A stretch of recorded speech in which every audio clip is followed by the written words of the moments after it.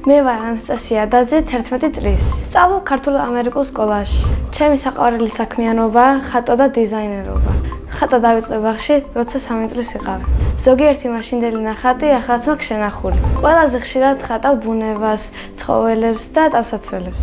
ჩემი საყვარელი ფერი არის წითელი და არ მიყვარს ყავისფერი. ჩემთვის ყველაზე რთულია კაცის დახატვა. ყველაზე ადვილია ქალის დახატვა. ხატვაში ყველაზე მთავარია იდეის მოფიქრება. ნახატებს იმიტომ ვინახავ, რომ ჩემს შვილებს დავათვალიერებინო.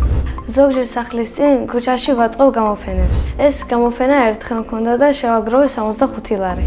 ნახატებთან ერთად გავყიდე ჩემი ხელნაკეთები. მე მგონი კარგად გამოვიდეს და ყველას მოსწონს. სხვათა შორის რამდენიმე თვე დავდიოდი ხატვის სტუდიოში.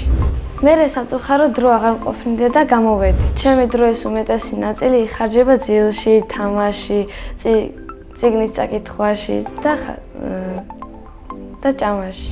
მიყვარს ჩემი სკოლა, იმიტომ ჩემს მეგობრებთან ერთად ვერთობი, ერთად ვკითხულობთ და ერთად ერთმანეთს ვეხმარებით. ჩემს კლასში ყველაზე მხიარულია ალექსანდრე.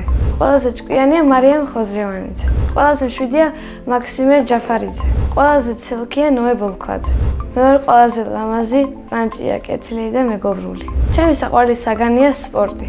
საყვარელი მასწავლებელია ლიკა იობიძე, ლამაზია, კეთილია, მეგობრული, მხიარული. უყვარს ბავშვები და კარგად ხსნის გაკვეთილებს. რომ გავიზრდები, მინდა გამოვიდე დიზაინერი. ბავშვობაში მინდოდა გამოსული ვიყავი ხატვარი. სახლში ვცხოვრობ მე, დედიკო, მამიკო და და. კიდევ მინდა მყავდეს ერთი პატარა ძმა. ჩემი და არის 9 წლის და ქვია თამარი. ის არის ჭკვიანი, ცელქი, ლამაზი და ნერვების მომშლელი. ნერვებს ნიშნის, ოდესაც რამეს მიფუჭებს. მისი ჰობია ჩემი ნივთების გაფუჭება. ჩემი აზრით თამარი როცა გაიზრდება, გამოგულის ექიმი. მამიკო არის მხიარული, სիմპათიური და შრომელი. მე ვარ მამიკოს გოგო.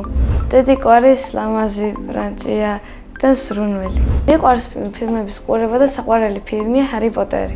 ჯადოსნური ჯოხი რომ მქონდეს, გავხდებოდი ყველაზე ცნობილი მხატვარი. სამოგზაუროდ სიამოვნებით წავიდოდი ამერიკაში.